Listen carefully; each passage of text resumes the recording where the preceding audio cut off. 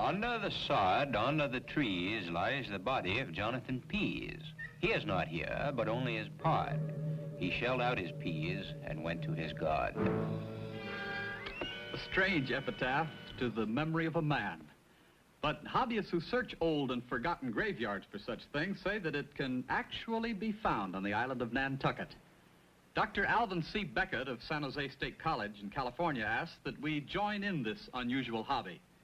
Well, so far our best hunting ground has been throughout New England, in graveyards dating back hundreds of years. Some epitaphs we found are tragic, some puzzling, but many reveal a quaint, even sardonic humor. Perhaps you can help us find many more. But now, let's begin our strange quest in Wareham, Massachusetts. And pause for thought at the gravestone of J.M. Swift. The epitaph is his own. Nothing from nothing leaves nothing. In Oak Grove Cemetery, Pawtucket, Rhode Island, Dr. Rothwell left his final word. He must have been referring to the stone. This is on me. A rare find in New Boston, New Hampshire. Almost as prominent as Sevilla's own name is that of her murderer. They made sure his deed would never be forgotten. Thus fell this lovely blooming daughter by the revengeful hand of a malicious Henry. When on her way to school, he met her, and with a 6 self-cocked pistol, shot her. But in Central Village Cemetery, Connecticut, a gentler tribute on the worthy monument to a farmer and fiddler who asked that the epitaph be not to himself, but to his first Jersey cow. Record, 2 pounds, 15 ounces butter from 18 quarts, 1-day milk. And speaking of animals, when the caretaker of the Island Cemetery in Newport, Rhode Island buried his dog there, the townsfolk objected.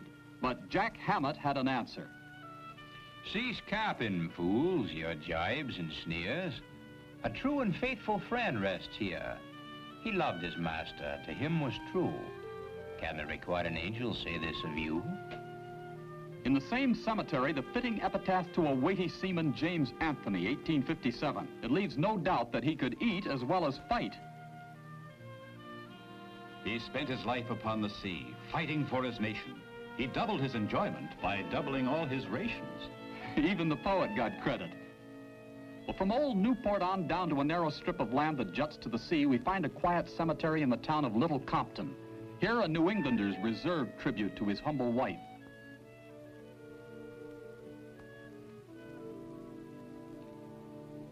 She hath done what she could. And only a few steps away, 2 weather-beaten stones almost 200 years old. On one, we read, In memory of Lydia, wife of Mr. Simeon Palmer.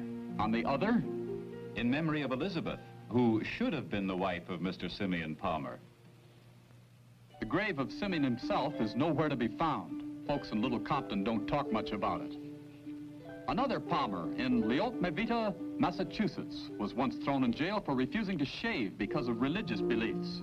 Persecuted for wearing the beard. In far-off Vancouver, Washington, the gravestone of Arthur Hayne. Hayne, hain't. When a man ain't, what more can you say? Some wish their good works to be immortalized in stone, such as Stephen Fassett in Winchendon, Massachusetts, 1850.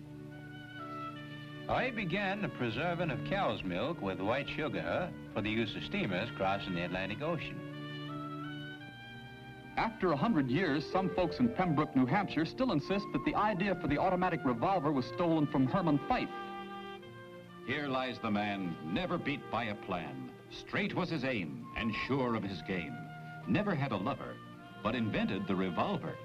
East Perry, New Hampshire, the winged countenance of James Irwins, who departed his life June 26, 1781, at a ripe old age in spite of his favorite drink. My glass is rum. East Thompson, Connecticut, the untended stone of Jonathan Richardson, the skeptic.